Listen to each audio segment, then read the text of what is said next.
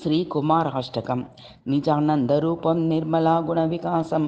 गजानुजं कार्तिकेयं गुहं प्रजापतिं पार्वती प्राणपुत्रं भजे सादा शनमुख बडा पंकजं प्राणवोपादे सा प्रत्यक्ष गुरुमूर्तिं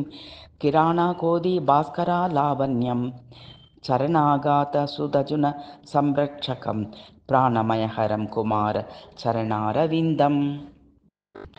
भक्तवत्सलं प्रभुं तारागरीं तप्तकाञ्चने तेहं दयासमुद्रं शक्तिहस्तमहंकार असुरन्तकं नित्यं वन्दे सुब्रह्मण्य पदभङ्गेरुहं करुणामृतावर्षित द्विषनेत्रं चरणगतदीनाबन्धं सर्वजनं पोषकं तरुणिमणिं वल्ली देवसेनानयागम चरणचरणं शङ्करकुमार चरणारविन्दं निजभक्तमनोवसितं निर्विकल्प सुगदायनम् अजगज अखिला सरसरात्मस्वरूपं गुहं पूजगभूषणं पुरारी प्रियनन्दनं भजे हैवल्लीनाथ पदपङ्कजम् असभशत्वर्क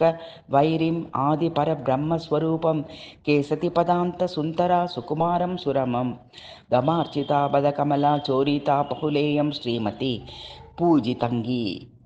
युगलं चिरसा नमामि पार्वतीवासिनां पार्वती करकमला ललिता सुकुमारं दुर्विषायरहितं दुर्जना शिक्षण दण्डपाणिं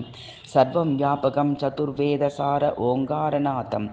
कर्विदसुरपद्मति नसनापदपद्मं सदा रक्षातु इच्छाशक्तिक्रियाशक्तिज्ञानशक्तिधरं गृहं निजचञ्चला हृदयवसं नित्यानन्दफलप्रदं पचसादुष्टवैरी संहारं प्राणवोपदेशा पण्डितम् उचादानमन्त्रं सदाम्बों चरावणभव शतुमुखमतारकं फलचरुतिः कुमाराष्टकमितं पुण्यं गुरुनाथोपदेशकाम यः पठेत् भक्तिमान् नित्यं सर्वभावविमोचनम्।